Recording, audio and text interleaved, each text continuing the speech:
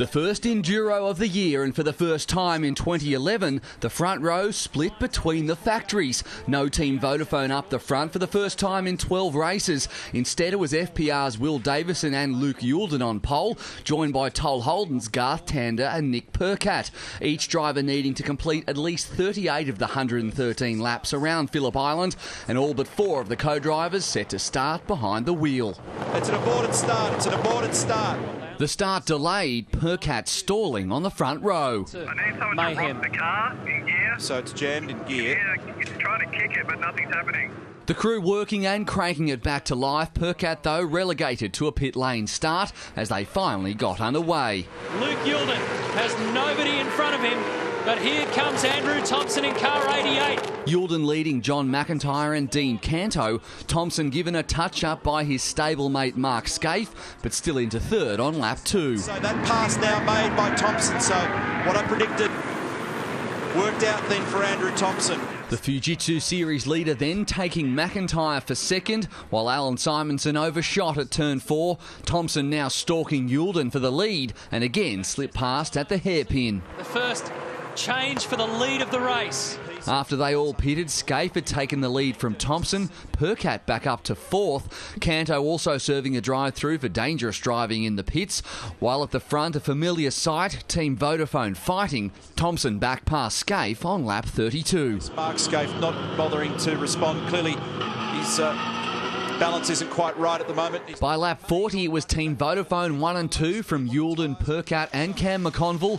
Garth Tander and James Courtney happy to jump into 2 top 5 running cars. GT behind the wheel on lap 47. Lowndes in for Scaife on 48. A 5-time touring car champ jumps out. A 3-time champ and legend of the sport jumps in. Whincup also jumped in on 48, that is after Thompson got the door open.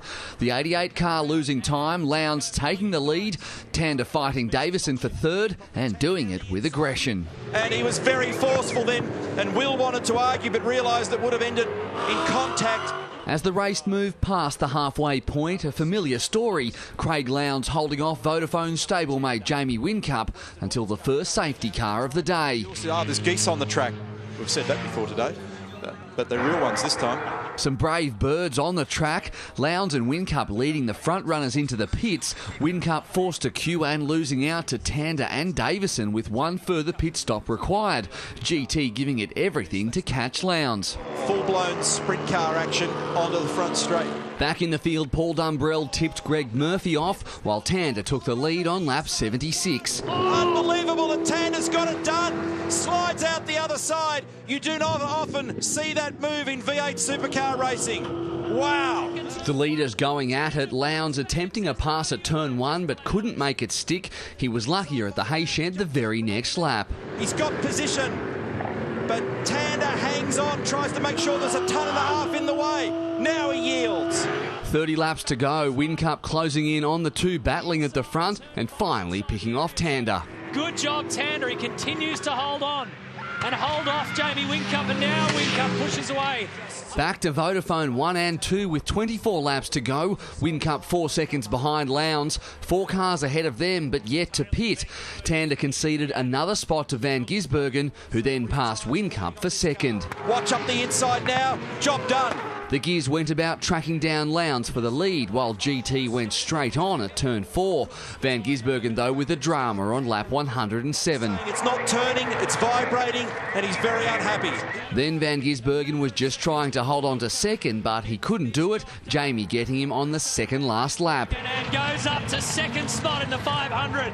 Lowndes, though, was in control and defended his 500 title. Craig Lowndes and Mark Scaife keep the Enduro streak going. Look out, Bathurst, here they come again. A 90th supercar win for Mark Scaife, the pair's Enduro streak still going. Whincup second, a Vodafone 1 and 2, Davison and Youlden rounding out the top 3. Will McCloy, Big Pond Sport.